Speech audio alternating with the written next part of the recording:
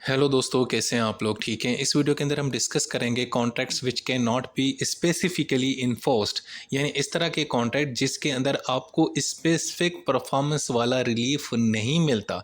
मैंने पिछली वीडियो के अंदर आपको स्पेसिफिक रिलीफ के बारे में बताया था ना, परफॉर्मेंस के बारे में। अब उसमें क्या था कि अगर एक बंदे ने जो वादा किया है उसने वही उसको पूरा करना है। अगर उसने आपके साथ वायदा किया है कि मैं आपको गाड़ी या घर दूंगा, तो उसने घर ही देना है और आपको वही रिलीफ दिया जाएगा। अदालत उसी रिलीफ का ऑर्डर देगी, यानी स्पेसिफिक परफॉर्मेंस का ऑर्डर देगी।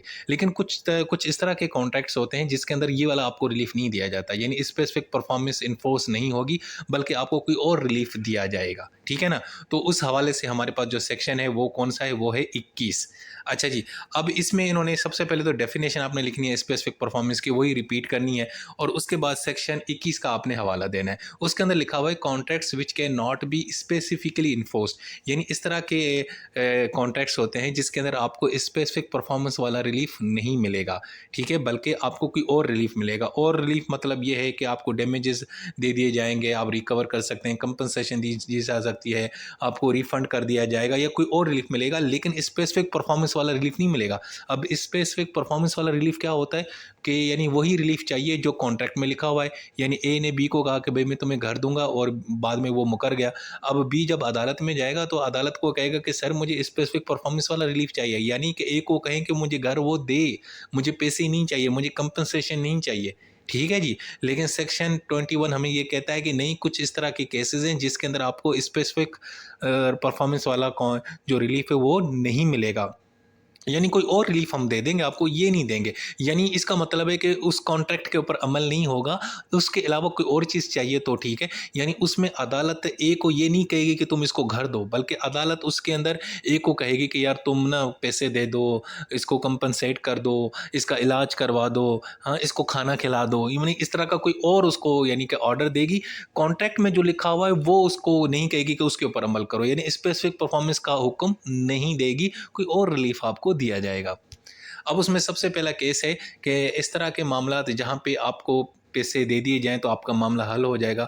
मिसाल के तौर पर ए ने एग्रीमेंट किया बी के साथ कि यार मैं तुम्हें ना 100 बैग दूँगा, चावलों के ना थैले वगैरह दूँगा। ठीक है? लेकिन बाद में वो मुकर गया, उसने पैसे नहीं दिए या नाकाम हो गया। अब बी जो है ना, क्योंकि अब बी जो है ना वो चावल वैसे भी खरीद सकता है इतने, तो बी को पैसे दे दिए जाएँगे और अदालत एक हुक्म देगी ए को कि चल भाई बी को तू ना पैसे दे दे, कंपनसेट कर दे और वो उन पैसों से उतने ही जो है ना चावलों के थैले बैग्स वगैरह खरीद लेगा। अब यहाँ पे अदालत ने ए को ये नहीं कहा कि चल बेटा तूने स्पेसिफिक परफॉर्मेंस करना है, तुमने ए को सॉरी बी को वो 100 बैग्स ही देने। यहाँ पे उसको कहा कि चलो एग्रीमेंट तो चावलों के थैलों का था ना, वो नहीं मिले कोई बात नहीं, तुम पैसे दे दो। तो ये जो पैसे, इसका मतलब है इस पे यहाँ पे कॉन्ट्रैक्ट के ऊपर अमल नहीं हुआ ना, इन्फोर्स नहीं हुआ ना, ये नहीं आपको कोई और रिलीफ दे दिया गया। एक ये केस हो गया। दूसरा ये है, अगर कोई पर्सनल स्किल वाला कॉन्ट्रैक्ट है, यानी एक बंदे ने आपके साथ कॉन्ट्रैक्ट किया कि यार मैं तुम्हें अपनी सर्विसेज दूंगा, मैं सिंगर हूँ, मैं पेंटर हूँ, ये वगैरह, अगर उसके उसके उसके ऊपर उसने अमल नहीं किया तो फिर आप अदालत को ये नहीं कहेंगे कि सर इसको कहें कि वही काम करे जो इसने हमें कहा था, बल्कि उसके बदले आपको कोई और चीज़ दी जाएगी। मिसाल के तौर पर ए ने कॉन्ट्रैक्ट किया एक सिंगर के साथ, आतिफ असलम के साथ, कि ये हमारी शादी के ऊपर गाएगा। आतिफ असलम ने कहा कि भाई मैं बिजी बंदा हूँ, मैं नहीं गाऊंगा, यानी उसने कॉन्ट्रैक्ट को तोड़ दिया। अब ए जाके अदालत जाता है, अदालत को वो ये कहेगा कि सर वो देखें उसने मना कर दिया। अब अदालत, क्योंकि ये मामला पर्सनल स्किल का है, तो अदालत ये एक को आतिफ असलम को नहीं कहेगी कि जा बच्चे जाके उनकी शादी के ऊपर दोबारा गा के आ, नहीं नहीं, बल्कि उसको कहेगी कि यार तुमने इनका नुकसान किया, चलो तुमने इनको ना कंपनसेट कर दो, रिफंड कर दो, ये कर दो, वो कर दो। ठीक है? तो यानी वो वाला रिलीफ दिया जाएगा ए को, यानी वो वाला नहीं दिया जाएगा जो स्पेसिफिक परफॉर्मेंस में, यानी आतिफ असलम ने जो कॉन्ट्रैक्ट किया था कि भाई मैं तुम्हारी शादी के ऊपर गाऊंगा, इसका ये मतलब नहीं है कि आतिफ असलम जाके शादी पे दोबारा गाएगा, बल्कि ए को जो कॉन्ट्रैक्टर है उसको जनाब एक किस्म का रिलीफ कर दिया जाएगा, पैसे दे दिए जाएंगे। यानी इसका मतलब है कि इसके अंदर कॉन्ट्रैक्ट के ऊपर अमल नहीं हुआ, कोई और रिलीफ दे दिया गया। उसके बाद तीसरा केस है, कुछ इस तरह के कॉन्ट्रैक्ट्स होते हैं यारो, वो बड़े अनक्लियर होते हैं, उसकी लैंग्वेज क्लियर नहीं होती, तो ज़ाहिर बात है उसके ऊपर अमल नहीं होता, बल्कि उसके अंदर कोई और जो आपको अगर रिलीफ चाहिए तो वो आपको दे दिया जाता है। मिसाल है, ए ने बी के साथ एक एग्रीमेंट किया कि मैं तुम्हें यानी कि अपनी ज़मीन दूंगा, लेकिन उस ज़मीन का उसने बताया नहीं कि वो ज़मीन कहाँ है, किस जगह है। अब ए ने एग्रीमेंट तो कर दिया बी के साथ और उसके ऊपर अमल भी नहीं किया। तो अब जो फ़रीक है, जो इंजर्ड पार्टी है, जो मुतासर फ़रीक है, वो जनाब उसको क्लेम कर सकता है डैमेजेस के लिए, ठीक है? यानी उसको पैसे दे दिए जाएँगे, रिफ़ंड कर दिया जाएगा, लेकिन अब वो ये नहीं कह सकता कि नहीं जी मुझे तो स्पेसिफ़िक परफ़ॉर्मेंस वाला चाहिए। इस केस में स्पेसिफ़िक परफ़ॉर्मेंस वाला रिलीफ़ इसको नहीं दिया जाएगा, डैमेजेस और ये पैसे वगैरह दे के चुप करवा दिया जाएगा। उसके बाद है रिवोकेबल कॉन्ट्रैक्ट, ऐसे कॉन्ट्रैक्ट जो कैंसल हो जाते हैं, आप उनको भी इन्फ़ोर्स नहीं करवा सकते, ठीक है ना? अब उसमें एग्रीड पार्टी को कंपनसेशन दे दी जाएगी, जो भी नुकसान हुआ प्रीमेच्योर रिवोकेशन की वजह से, लेकिन ये नहीं होगा कि स्पेसिफिक परफॉर्मेंस चाहिए, नहीं नहीं भाई, अब कॉन्ट्रैक्ट ही खत्म हो गया, बस तुम्हें जो तुम्हारा नुकसान हुआ वो हम यानी कि कंपनसेट कर देंगे। उसके बाद है ट्रस्टी एक्टिंग बियॉन्ड पावर, यानी एक ट्रस्टी है उसके पास एक इख्तियार ही नहीं है, उससे इख्तियार से बढ़ के कोई काम करता है तो वो क्योंकि इन्फोर्सेबल नहीं है, तो इसीलिए जब आप अदालत जाएंगे तो फिर आपको वो स्पेसिफिक परफॉर्मेंस वाला रिलीफ नहीं मिलेगा, बल्कि आपको कंपनसेट कर दिया जाएगा, रिफंड कर दिया जाएगा, कुछ इस तरह कर दिया जाएगा।